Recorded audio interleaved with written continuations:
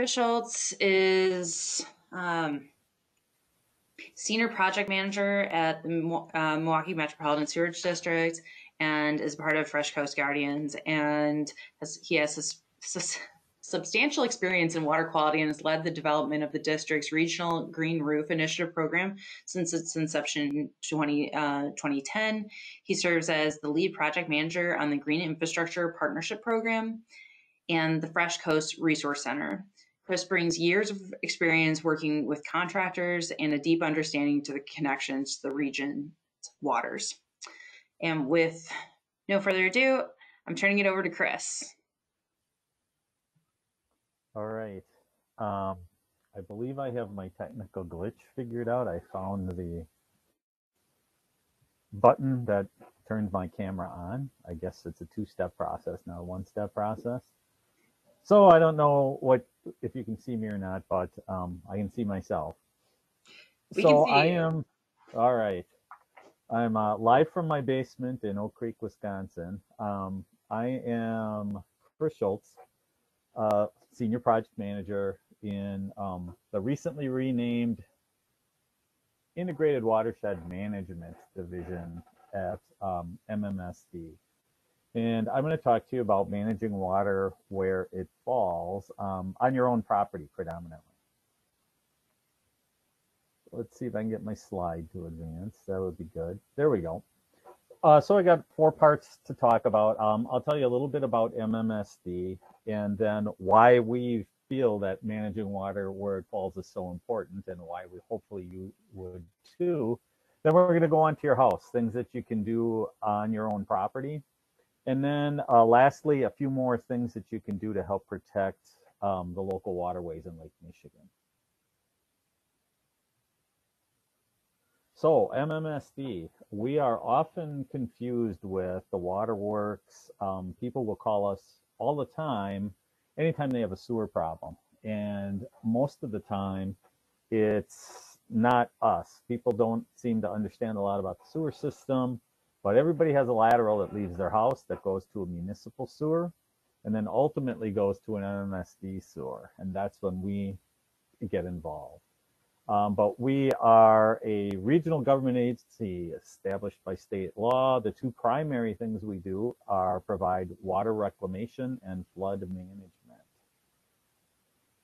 Same thing on the next slide. We use the term water reclamation now. And we've been using that for a while now instead of wastewater treatment, because at MMSD in particular, we try to view everything we possibly can as a resource. And rather than treating the water and calling it wastewater, we've switched to that water reclamation because we will take the byproducts from the water reclamation process and turn that into Milorganite, which most people have probably heard about. And the other main thing that we do is flood management. So people often ask, why is MMSD into flood management? And there are a couple reasons that we are. One is that we're a regional agency, so political municipal boundaries don't mean quite as much to us. And water is going to go where water is going to go. Water is not going to stop at a municipal boundary. It's going to go where it wants. And once it's in basements, as it may be in the picture that's on the right-hand side of the screen, then it does become our problem, because then it's going into the floor drain and it's going into the sewer and it's going to use up capacity at the water reclamation plant. So it's kind of a two and a half fold reason why we are into flood management. So those are our 2 main charges, besides a myriad of other things that we do. We serve about, just over 1 million customers, 28 municipalities, of which it's made up of all of Milwaukee County, with the exception of the little notch down at the right-hand side of the screen, which is South Milwaukee, because they have their own wastewater treatment plant. They are not part of the district. So there is really land there. It's not an unnatural notch out of the landmass. And then so all of Milwaukee County, and then the ring of suburbs that surrounds us. So it's kind of a half donut shaped system that we have. Trying to get back to the right screen. And that's constitutes about a 411 square mile planning area. Not all of that area is currently sewered, but it could be. So why do we want to manage water where it falls? Well, the pictures on the screen illustrate a number of reasons. But basically, if we don't manage water where it falls, we're going to have to manage it somewhere else. And most of the time, that's not somewhere that's preferable. So flooding is a problem. Basement backups. When our sewer system gets full, Milwaukee has what's called a combined sewer system in the central city and a small part of Shorewood, the suburb that's immediately to our north, a portion of that, where there's just one pipe in the ground that carries both sanitary and industrial waste and storm sewer and stormwater all in the same pipe. So when it starts raining really hard, those pipes fill up pretty fast and they tend to overwhelm our Jones Island water reclamation facility. So we need to save the room in the sewer system for the stuff that really needs to be there. Managing water where it falls also helps eliminate polluted runoff, which helps improve water quality. And managing water where it falls keeps waterways from being overloaded and degrading stream banks and eroding them and things of that nature. So kind of a busy looking slide on the screen right now. But the Milwaukee area typically gets between 34 and 36 inches of rain annually. And on the left-hand side of the screen, the only thing I really want to jump off the screen there is the red stuff, the arrow pointing to the left and the number in the red circle. So before we built all the stuff on the right-hand side and dramatically changed the landscape, 50% of the water did infiltrate into the ground. Another 40% evapotranspired back up into the atmosphere, and we only had about 10% runoff. Now that things look a little bit more like they do on the right, we're up to 75% and in some cases 100% impervious cover. There's not a lot of water getting infiltrated into the ground, and only about 30% is being evapotranspired up into the atmosphere. And about 55% or more than half of that water is runoff. And that runoff is going to carry with it anything in its path. So not to beat a dead horse here, but back before Milwaukee was developed, all these green blobs here represent kind of natural wetlands. And what I'd really like to point out here is kind of notice the curvature of the web of streams on this slide versus the following slide once it's built up. And you'll notice that a lot of these streams are now straightened. Did they do that of their own accord? Absolutely not. So I will bounce back and forth a couple times here. In our infinite wisdom years ago, we started putting concrete in the channels of a lot of the rivers, thinking that that would solve a lot of problems by moving water as fast as we could. And that really wasn't the case. Streams are going to do what streams are going to do, and they need a natural floodplain to spread out into. But you'll notice that a lot of those streams, especially the canals and such, are dramatically shaped differently now than they had been. And there's not a lot of natural ground cover left. And you can kind of see the grid of Milwaukee in the background on that slide. So what is the solution? I noticed after I put this slide together that, for what it's worth, if that were me pumping out a flood, I would probably have my generator on the other side of the sandbags for what it's worth. I didn't notice that before I put the slide together, but I would want to be pumping the water away from my generator. But the gist of the slide, and the reason I put it in there, is it's not a good solution to have a pump out in the first place and a bunch of sandbags. So large-scale flood management is definitely a part of the solution. And what's on the left-hand side of the screen is our county grounds flood management facility. What happens there is Underwood Creek is very nearby, and when that creek is overloaded, it hits it hits a certain point where there's a diversion structure that takes the water off of the creek, puts it into the two detention basins, and slows it down and lets it back out the other end at a more controlled rate. So a large portion of the time, there is no standing water in those basins. But this was a photo that was taken when there was. And on the right-hand side, I am not exactly sure which one of our projects that is, but I think that is part of our Underwood Creek renovation. So I think that's related to the slide on the left. But we've taken the concrete out and we've flattened that flood plain and put some natural pools and riffles in the creek to let that stream behave more like it used to. But we also believe in collective action, which means small-scale efforts have a role to play too. And on the screen there is a rain barrel and people planting a rain garden on the right-hand side. And those are our two mainstay residential type of green infrastructures. So on the screen now, I use this term green infrastructure, and that covers a lot of stuff.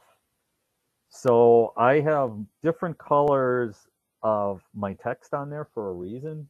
But all of the things that are on the screen are considered green infrastructure. Some of the large scale stuff like green roofs and bioretention or bioswales really are not the type of thing that people are going to do on their own property.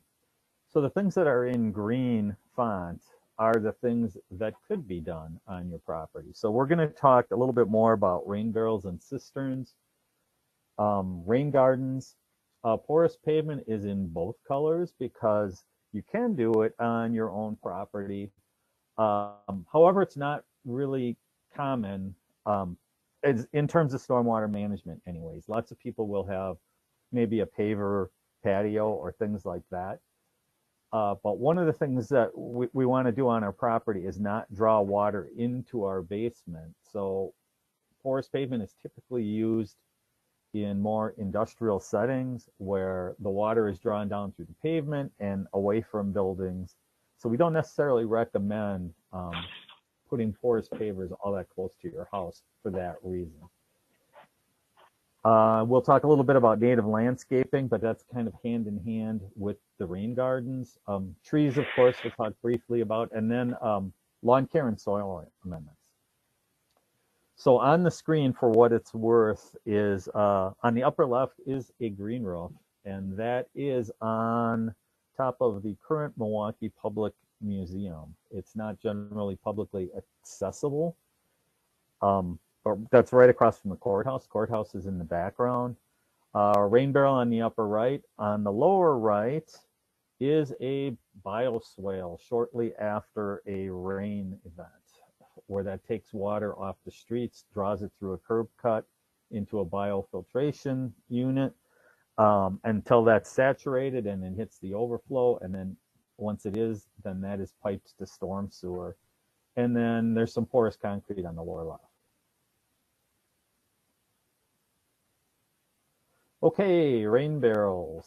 That is one of our interns and a dog in front of a rain barrel. So why would you want a rain barrel? Well, these are some of the things we talk about in our rain barrel workshops. It saves you money by lowering your water bill. Is that a main reason you're going to want a rain barrel? No, probably not. But the second reason is a good reason that you might. Rainwater is great for watering your garden, outdoor potted plants, even indoor plants, because it's not water that's treated. It doesn't have the fluoride and things like that in it.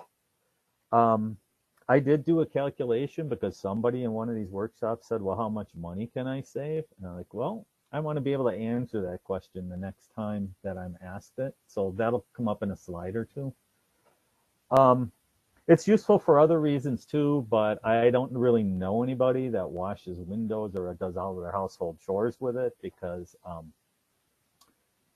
I just don't know anybody that does, and I don't either. But you do not want to drink the water, nor do you want to give it to your pets. People sometimes ask, well, can I fill a bird bath with it? And we generally say, sure, you can. The reason it's not potable water, though, is it is coming off your roof, and there's pollution on your roof, and there's asphalt shingles, and who knows what else up there, depending on what shape your roof is in. But birds are going to drink whatever water they find, and I doubt that this would be the worst water that they're going to find. So the standard rain barrel that we use now at MMSD is this black rain barrel on the right. It's a very utilitarian rain barrel in that the lid is reversible. So a lot of the people will flip the top of the lid over and make it a little decorative and plant some annuals in there. And you can put that spigot either in the high spot or the low spot. You can put a hose on the bottom. Most people, but not all, put that spigot at the higher level so it's high, and put your barrel high enough that you can get a watering can underneath it. That's what I do. A few more things about a rain barrel. So why does MMSD want you to have one? Well, it lowers the amount of runoff, and runoff carries stuff with it. So this is when earlier I was talking about polluted runoff, anything that's on the ground. And I have some slides, I believe, that illustrate the type of stuff that is on the ground. But it does, through collective action, it helps reduce the stress on sewer systems, and in turn then helps reduce the risk of basement backups. Just advanced my slide a little prematurely, so I'm going to make sure I didn't double advance. While I'm thinking of it, though, some of the things that I will be talking about are only available to people that live within our service area. The information is good, and there are rain barrels out there, and some of the programs and some of the things that we have on the internet are available to anyone. But our rain barrel program and our rain barrel workshops and things like that are generally restricted to within our service area that I spoke about earlier. And that's actually when I meant to bring that up. But I can clarify that more at the end as well. So if you're looking at one of these rain barrels, people sometimes will call me and say, well, my yard is kind of wet. I want to get a rain barrel so I can help dry up my yard. That's not really a realistic outlook. I know there's a lot of words on the slide right now, but I just wanted to put a little bit of rain barrel math up there. So rule of thumb, 1,000 square foot roof can provide up to 600 gallons during a 1-inch rainfall. A rain barrel is going to hold, the ones that are on the screen there, this is a very creative person. I have a 2-barrel system. This person has a 4-barrel system, so they've done twice as good as me. But even with those 4 barrels, they're only going to be able to capture 200 gallons. So what's that going to do for drying up your yard? Not a whole lot. It's more about capturing that natural water and being able to water your plants and such with it, because the plants do like that rain barrel water a lot better than the municipal water in general, at least in Milwaukee. And so keep in mind also that lately the average rainfall in Milwaukee is a 1-inch rainfall, and your downspout can flow at up to 12 gallons per minute in a downpour. So at that rate, 4.5 minutes later, if your barrel happens to be empty at that time, it's full, and the rest of that rain is going to go where it's going to go. I'm not going to get too deep into the weeds about how you would install a rain barrel, because we do have all of those sorts of resources available on our website. We do, as I mentioned, if you happen to live in our service area, we do a number of rain barrel workshops where people that attend can earn a certificate for a free rain barrel from us. And that goes much more technically on how you install a rain barrel, but really there's not an awful lot to it. So I just minutes ago before we went live put a new picture of my rain barrels, which I installed today because I took the day off.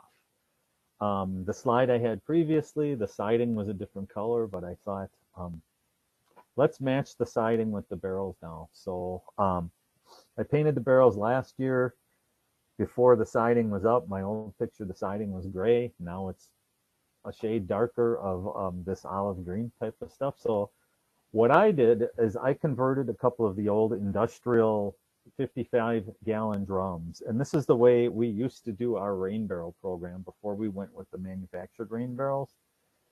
And you buy a kit where you have to drill a few holes in the barrels and put some grommets in to install the parts.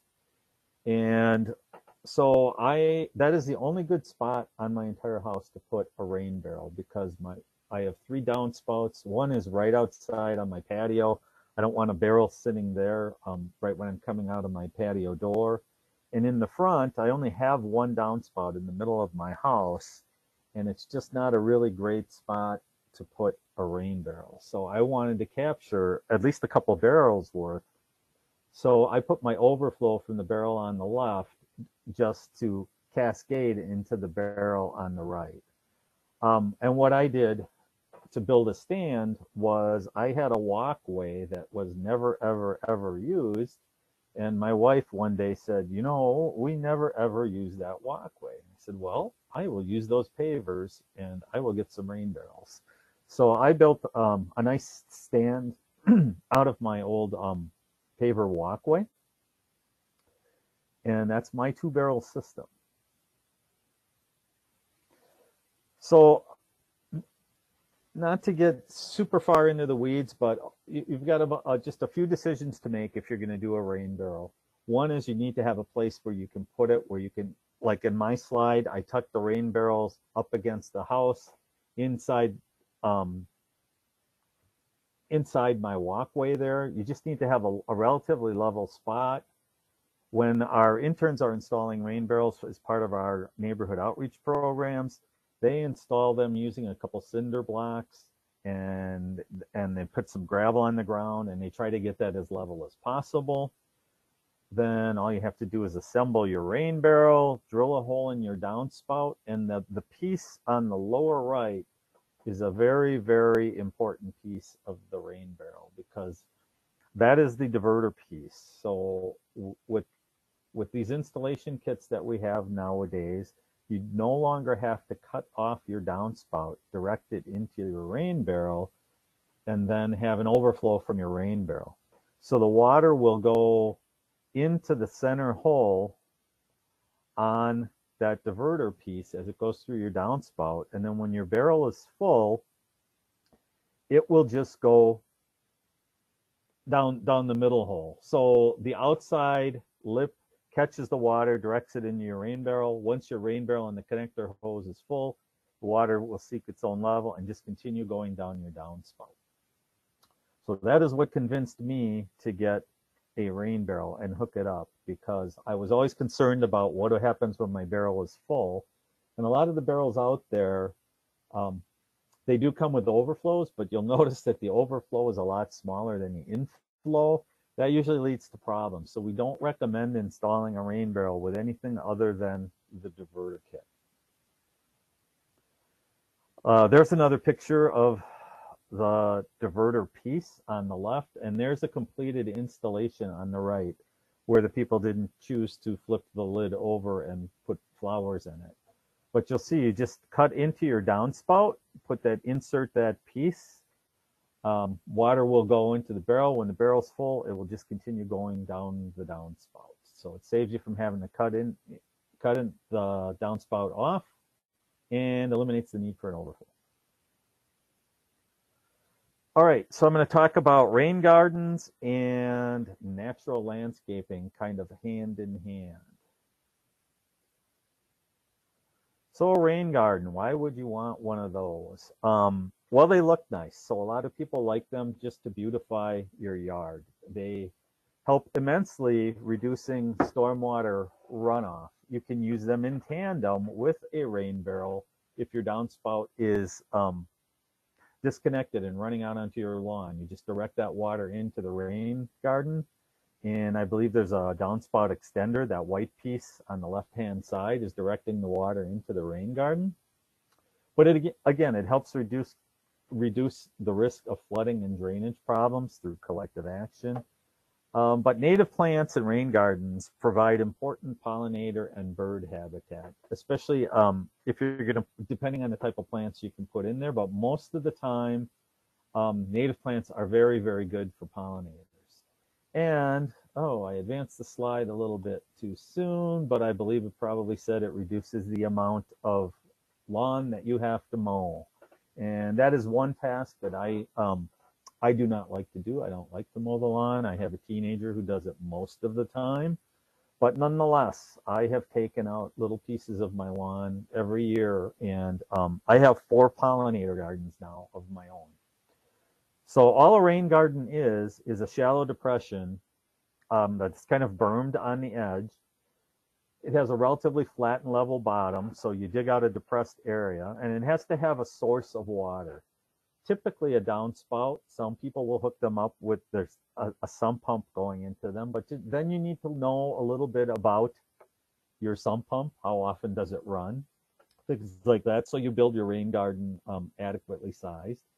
And sometimes people will put them off at the end of a driveway or a patio where they know they have water flowing into it. But a rain garden does need a source of water going into it. But you don't want to put a rain garden into a location that is wet all the time.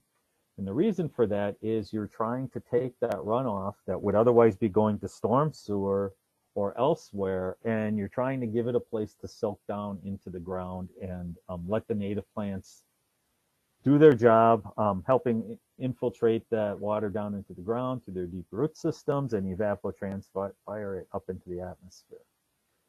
So a few things about rain gardens. This is a completed rain garden, and this is a very, very creative one. This house is kind of unique in that it has downspouts on both sides of the main entrance. So there is kind of a traditional garden, and then just beyond that is the rain garden portion.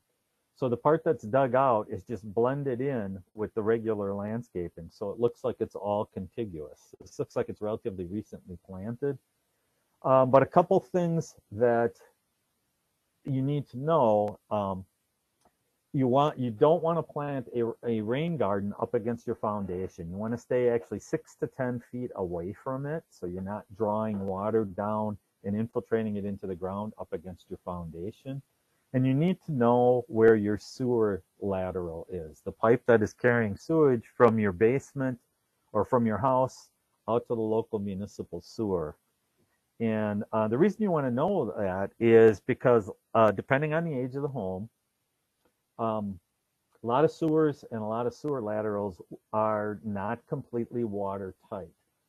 So we don't want to drain or induce what's called inflow and infiltration into that sewer lateral, and then we end up with more water in the sewer system, because the whole idea is to keep it out of there. So you want to stay away from your foundation and away from your lateral. And a decent rain garden should have little or no standing water in it after a rain event. Rain garden math, just like we had rain barrel math. I'm not going to go into great detail about this, but you do need to know if you're directing a downspout into your rain garden, you need to know about how much surface area is contributing to that downspout. So a real simple rule of thumb is you can go into Google Maps or something like that. In this house, I lost my cursor. I just saw it. The portion where the arrows are is the portion that's leading to a downspout on the corner of the house and out into a rain garden. So if you go on Google Maps, you can generally measure that. And you don't have to be exact, but this isn't, we're not building the space shuttle or anything here. But that ends up being about 525 square feet. You just take that area and divide it by 4 for a typical 8-inch deep rain garden. And that's how big you would want to be. So 525 square feet, you would want your rain garden to be about 130 square feet. You always want to call Digger's Hotline. You always want to go call Digger's Hotline before you get started. And bear in mind that Digger's Hotline is not going to mark things like if you have an electrical line running out to your garage, or if you have an irrigation system, or an invisible dog fence or something like that. We always say if you're going to disconnect your downspout, you need to check with your municipality first, the stormwater engineer, to make sure that you're allowed to do that. A few things about digging your rain garden. You want to figure out where you're going to put it, how big it's got to be, and I just talked about that. Simply run a garden hose or something and trace the area and spray paint that. Dig out the sod. Dig out about a shovel's worth of dirt. You can save some of that dirt for the berm at the edge of the rain garden to catch that water from flowing out of the rain garden. You don't have to use a board or a level to make sure that the base of the garden is flat. You can eyeball that, but you want that to be a little bit of a depressed area, and it's a good idea to replace some of that soil with a mixture of sand and compost to give your plants a nice healthy start and to help that water infiltrate better. And then all you need to do is plant your rain garden once you're done getting everything else prepped. So in this instance, there's a downspout on the far end of that house. The water is going to come into that upper, kind of the center, I guess, of the rain garden. They don't have the plants planted yet. They say to estimate about 1 plant per square foot, but you can probably get away with less than that.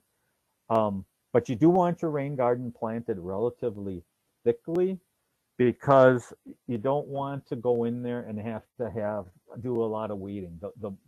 The more plants you have in there, the more heavily vegetated your rain garden is, the less maintenance you're actually going to have. So you need to know a little bit about the plants that you put in there, about the height and the spread, if you're going for some sort of visual appeal where you want to put the taller plants in the middle and then taper away and have smaller ones along the edge. Things like that. I got to find my cursor again. Just a couple slides about the power of native plants. And I know that this group, I know that there is a native plant sale that's supported by this group, and I know that the people watching probably know a great deal of what I'm talking about. But the root systems in native plants are just incredible. And they do, I do have some native plants planted in parts of my yard that are typically kind of wet, and I just wanted to shore up that ground a little bit, so I selected my plants kind of carefully. But the bottom of that chart is 15 feet on the left, and it was several years ago, Milwaukee Public Museum. I walked in, and they had a display, that display on the right, that had the native plants that actually kind of mimicked and showed the roots, and I got all excited, and I thought, I can take a picture of that and put that in my PowerPoint. So there it is. Okay, so on the screen right now is one of my pollinator gardens in my backyard, and I'm not a big fan of animation in slides, but there's animation in this one. So this is, I cannot describe the number of pollinators and interesting things that go on in the back of my backyard during the summer. It's my favorite place to be, sitting out on the patio, watching the butterflies come in there and the hummingbirds and such. So in this photo, I've got a bee on the lower left, a bee on the upper right, There's a pair of tiger swallowtails in the picture.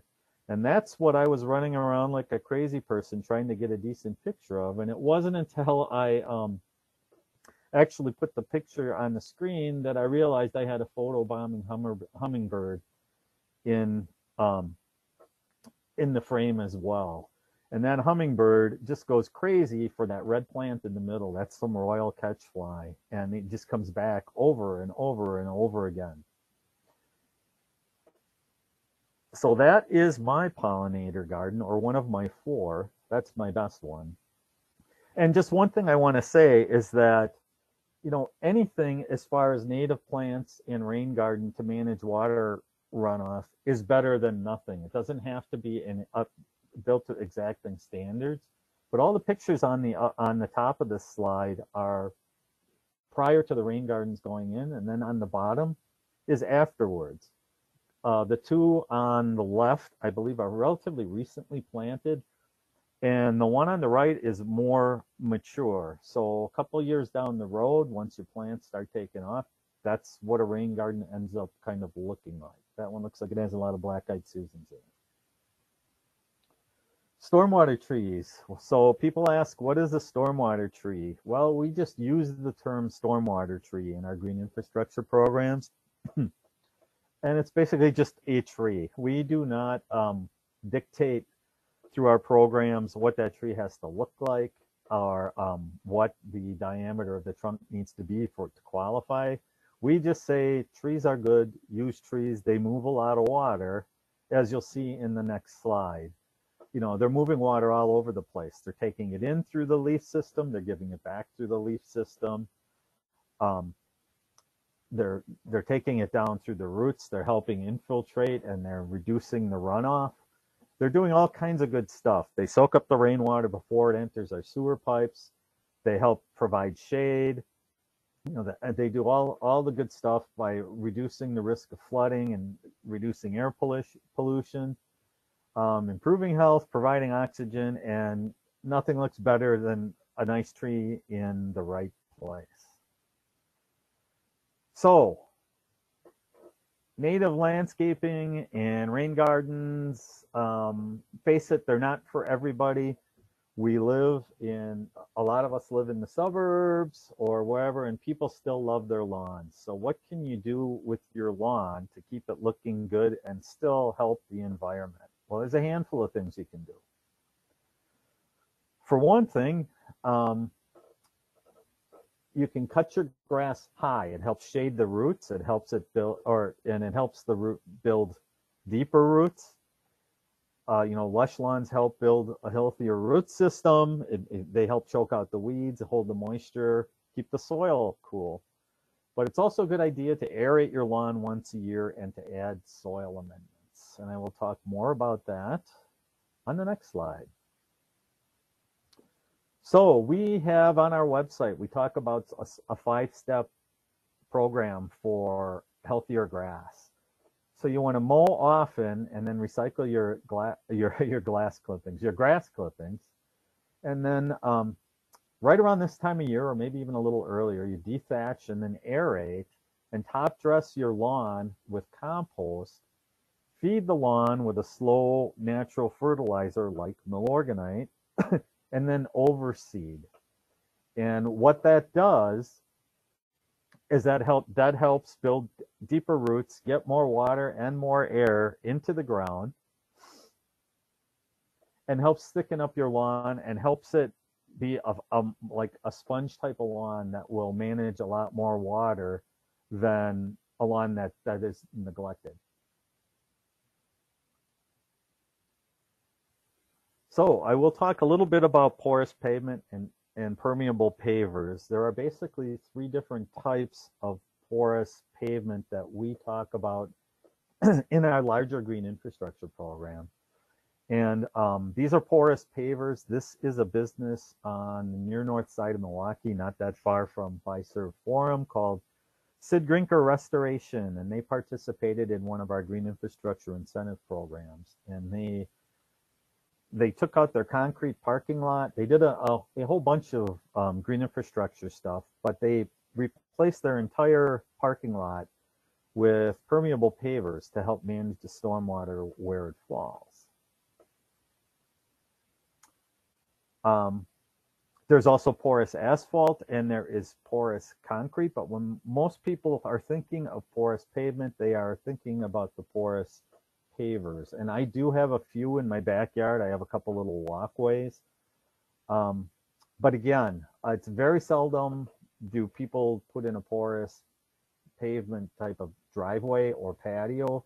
Sometimes maybe a patio or that, but you don't want to put something in specifically designed to manage stormwater and draw it up against your foundation. So what I have on the screen now, I am one of the primary things I do in my role at MMSD is I run the program called the Green Infrastructure Partnership Program, or the GIPP. And the reason I bring this up is this is a large-scale incentive, green infrastructure incentive funding program. So if anybody is watching and they say, well, you know, I work at this place and they've got this big parking lot and they're within the Milwaukee service area, I just want people to know that this program is out there. And it's designed to encourage local businesses, municipalities, and not-for-profits to implement green infrastructure. We are looking for partners that will serve as further GI champions. We will help them pay for their, when I say GI, that's, I'm talking about green infrastructure, in case that's not obvious. We will pay for half of that based on the number of gallons of stormwater retention that's provided.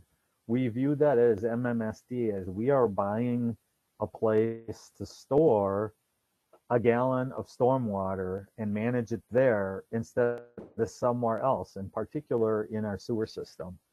And most of the green infrastructure types are reimbursed at $1.95 per gallon. The program is closed at present. It opens every year in January. It's budgeted for the next 3 years at about $3 million per year. And we accept applications for that program until early March. A few other things I want to talk about are things that you can do to help protect the waterways that are not related to green infrastructure. But I also want to talk about the Fresh Coast Resource Center. Fresh Coast Guardians is our green infrastructure brand at MMSD. I'm the director of the Resource Center, but I am employed by MMSD. So people are sometimes confused by that. They're like, well, who do you work for? Do you work for the Resource Center? Or, and it's like, no, we're all MMSD employees that staff the Resource Center. And right now, we are operating actually out of MMSD. We were operating out of the Global Water Center for a while, but that space was not really meeting our needs. So we are just operating out of MMSD. And as we look towards the future, maybe we will have our own facility somewhere down the road. But what we can do is we offer general green infrastructure assistance. We put on workshops and presentations such as this. I talked about the grant funding opportunities, and we do a lot of training for workforce development. We have an intern program. Most of the people that you've seen in some of the slides that are wearing the blue Fresh Coast Guardians t-shirts, those are our summer interns. We also have a program that exposes 15 to 24-year-olds looking to get a job potentially in the water sector. That's called the Fresh Coast Ambassador Program. And we have a virtual presence at freshcoastguardians.com. A couple things that you can do. We have what's called a water drop alert. And the reason that we have that is when it starts raining really, really hard, especially this time of year when the ground is still pretty saturated and there's not a lot of vegetation out there just yet, that is when our sewer systems can get in trouble. And we ask people to use less water during heavy rains. So if you were to text the word water drop to the number on the screen, 414-296-4422, you get a text message whenever we hit a situation where we're like, oh, we want people to use less water because sewer system might be in trouble. Now, I realize not everybody here, in fact, probably most of you are not within the service area, but nonetheless, it probably still applies. So feel free to do that if you so choose. Just have a couple more slides here, and I want to leave a little bit of time for some questions. We have a home hazmat collection. We have a couple year-round places, and we have special collection events as well. Those are only available to Milwaukee County residents, so not even our entire service area can participate in our household hazardous waste sites. But I'm relatively certain most municipalities or counties have something similar. But we don't want people to dump stuff down the sewer, old paint, old nail polish remover, things like that. If you put it in the sewer, it's going to go to a water reclamation facility. Those are biological processes that help clean up the water, and they don't like those sorts of things in the water. We also, if you live within our service area, we have a campaign on our website called What's Your Why? Why is, why do you care about Lake Michigan? What inspires you when it comes to water? Why do you love Lake Michigan and want to protect it? So if you are within our service area and you go on our website and you click on the Where Your Support button and you tell us a few reasons why, and you send us some sort of a picture like the people on the lower left that have their own green roof on their house, we'll send you one of those wonderful t-shirts that says Fresh Coast Guardians on the front and I help protect Lake Michigan on the back. Unfortunately, if you're not in our service area, it lets you get all the way through it, and then after you submit it, then it says, we're sorry, you're out of our service area. So I apologize for that. This is our website. I do recommend signing up for our Fresh Coast News because we do have lots of workshops, including one tomorrow, that are open to anyone. There's a workshop tomorrow night with Melinda Myers on how to plant a rain garden, and nobody knows plants better than Melinda Myers. We work with her pretty frequently. And if you go on to freshcoastguardians.com or I believe mmsd.com as well, there are links to register for that virtual workshop. All right, that is my last slide. Oh, there's where you sign up for Fresh Coast News. I guess there's animation in this slide too. This is my last slide, but I do want to say there are quite a few resources at all three of our websites. mmsd.com has a fair amount of green infrastructure information on it. freshcoastguardians.com at the bottom is our green infrastructure centric website. There are all kinds of videos and pre-recorded workshops that are open to anyone that talk about how to install rain barrels, how to select native plants, how to plant a rain garden. And then of course there is the milorganite.com website as well. Talks about all the uses of milorganite and lawn care and that sorts of stuff. With that, I am open for questions if anybody has any. So I'm going to hit my stop sharing button.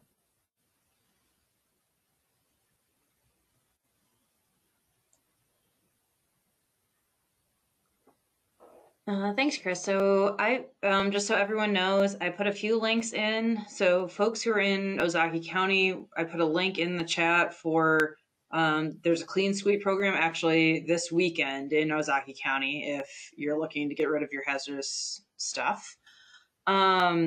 And then also a link to the rain garden webinar that is happening this week. And I would really recommend it. I actually I attended virtually a couple of years ago, and based on that, put in my own rain garden. So I highly recommend that. But then our first question is, how does water reclamation work? I've heard that it's possible to make drinking water from gray and sewer water. Well, the water reclamation process that is used at Jones Island and our other facility, South Shore down in Oak Creek, um, it produces what is called effluent, which goes back out into the lake. So what we do is we take the wastewater. We are part of the water treatment cycle. We take the wastewater, and it's about a 3-stage process. The first thing that happens is it gets slowed down, and gravity does some of the work, and some of the big stuff is screened out of it. Then it goes through the biological treatment system, where millions and millions and millions of microorganisms actually consume most of the remaining pollutants that are in there, and it's those microorganisms that eventually die off or are taken off, that are dried, that sludge is dried, and that is what's turned into Milorganite. People always say, oh, that's dried poop. It's not dried poop. It's the microorganisms that consume the waste. And then last but not least, that water goes through what's called disinfection, and that takes out anything that has made it that far where chlorine is introduced. The chlorine is taken back out, and then that water is put back out into the lake. And then Milwaukee Water Works then takes the water from the lake and ultra purifies it and turns it into the drinking water. When I hear the term gray water system, those are places where you can use water to flush your toilet and things like that, and non-potable water, but it's generally not for consumption. So I'm not sure if I answered the question or not. I kind of went through the sewer nerd, how the water is treated. But gray water is usually not, in fact, I've never heard of it being for consumption. It can be, it's very popular in places like Japan, reusing water and stuff like that, where water is very scarce and the population is very dense. For washing clothes and things like that, the water can be cleaned to that level where it can be reused, but generally not for consumption. Yeah, it's pretty So I hope common. I answered. Yeah, it's also common in the desert Southwest for the same reason. Yeah. But I've only seen it for non-consumption. I know there are folks doing research on that, that it's theoretically possible, but it's usually not. From what I know about it, it's not a cost-effective technology for most Right. areas right now. Not in this area where water is not scarce. It's generally not real feasible. Mm-mm. And a lot of the municipal plumbing codes make it very, very difficult to have a gray water system, period, because you could have contaminants. Even you still have to filter, and it's just difficult to do. Yeah. So another question is, isn't an ordinary flower garden about as good as a rain garden? Well, that kind of goes back to anything is better than nothing, especially if it's taking up space that otherwise would be lawn that you would water and mow. Um, the the difference between a regular flower garden and a rain garden is that a rain garden is specifically designed to help infiltrate water down into the ground. So you're digging out that area and you're taking out that lawn, you're replacing the soil, you're putting very specific native type of plants in there, with the long roots to just make it a water sucker downer, I guess, for lack of a more eloquent term, since I've been speaking for a while and all my words are used up. But yeah, flower gardens are fine. Rain gardens are better when it comes to stormwater management. I personally am not a purist when it comes to what plants go in a rain garden. You can mix and match non-natives. And again, anything is better than nothing. I try to stick with natives as much as I possibly can. But I've got some boxwoods and I've got some arbs and things like that. Anything is better than nothing. And one component of the rain garden is that it is able to hold more water during the actual rain event, and then Right. allows it to soak into the ground. Versus most flower beds, it doesn't have that capacity.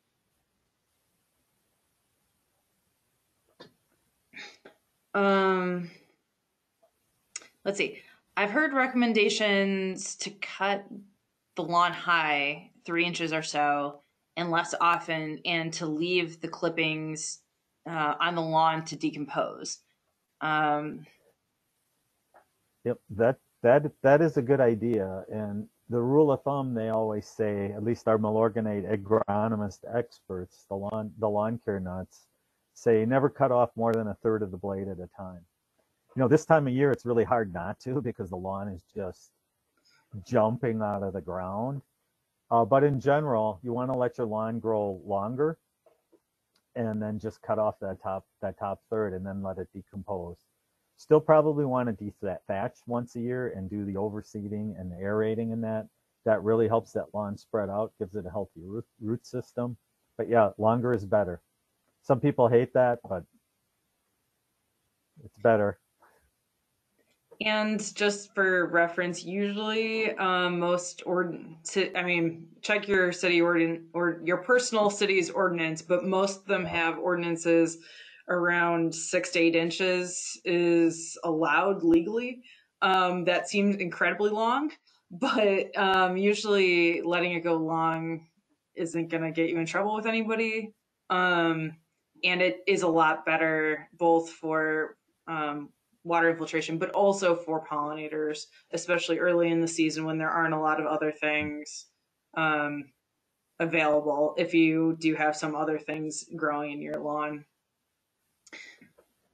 And it is no mow May right now as Yes. well. I know some municipalities allow that.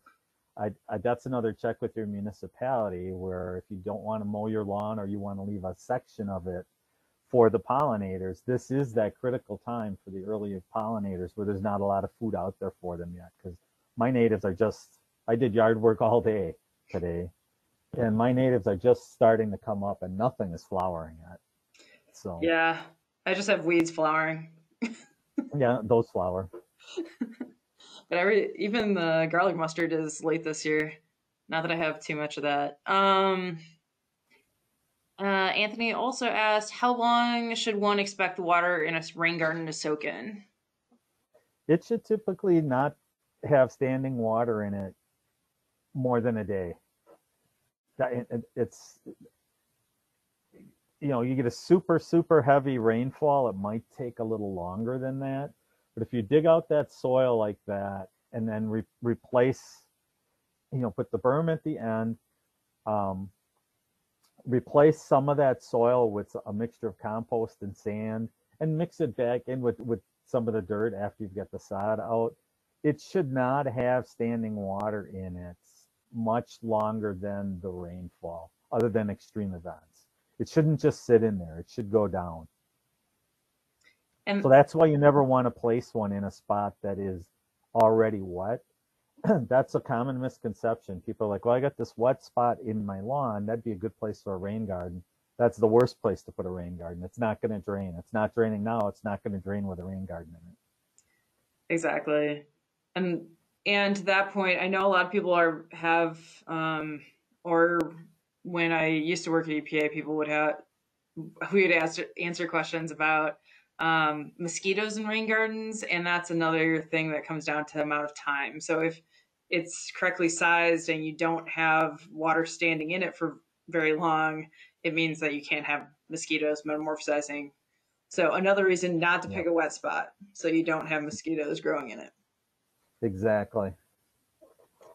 Let's see. Could you suggest readings that discuss the effects of paving? I think that's a typo. I think it's paving our grounds. I can see the chat. I brought the chat up. Go for it. I don't have an answer to that question. That's kind of an academic level type of thing where somebody writing their master's thesis or a PhD type of thing. off the top of my head, I don't really have any readings I could suggest. Other than, yes, paving our grounds is bad for bird diversity and pollination. So for what it's worth, when I had the slide up that talked about all the green infrastructure types, one of them was depaving. Our program that incentivizes green infrastructure, we give like a 50-cent per gallon bonus if someone depaves and then replaces it with equivalent green infrastructure. And actually, a lot of the schoolyards are doing that. We have a program with MPS where they're tearing out those massive sheets of asphalt and putting in some biodiversity, putting in some native plants, putting in some bioswales. Yeah, I was talking with, I mean, this isn't in Milwaukee, but it's probably the similar case. Root Pike Wind is working with some schoolyards in the little bit south of Milwaukee, and they're actually finding rusty patch bumblebees in those areas where they took out pavement and put in rain gardens, and are finding an endangered species in there, which is just so cool for these little patches to be able to support those. Yeah, I just can't say enough about my pollinator gardens, and I know that you've had the native plant sale. We have one as well, and I can't wait to get my new batch of plants and plug them in, see what takes off and what the hummingbirds like, because I've never seen as many hummingbirds in my life as I saw last year in my own backyard. Sometimes I would hear them before I would see them. They fly so close to me. That's great. Yeah, it's always exciting to have those guys back. Any other questions, folks? Also, feel free to unmute yourself if you'd rather ask a question directly.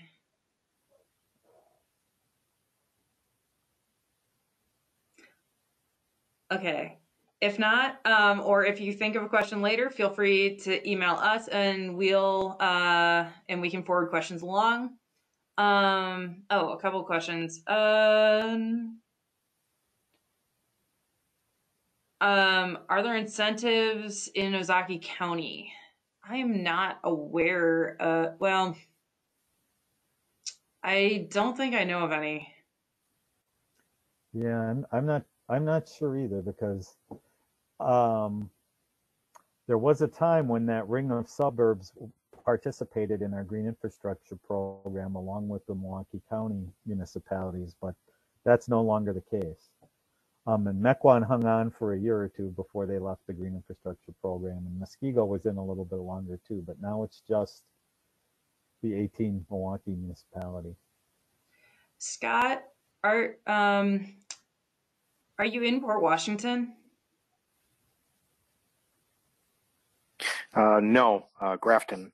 Okay, sorry. We're applying for a grant to try to offer some incentives.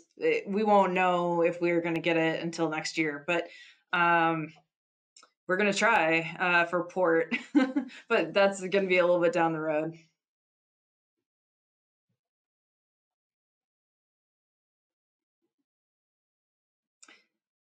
Okay. Well, thanks. And it was a pleasure hearing from you, and I'm sure everybody learned a lot. Thanks for having me. I know I'm up against the Bucks game, but for those who aren't watching, they are down by 9 right now. Well, if people are watching the game, they can see the recording later on YouTube. So everyone's set. All right. Thanks again. Thanks for having me.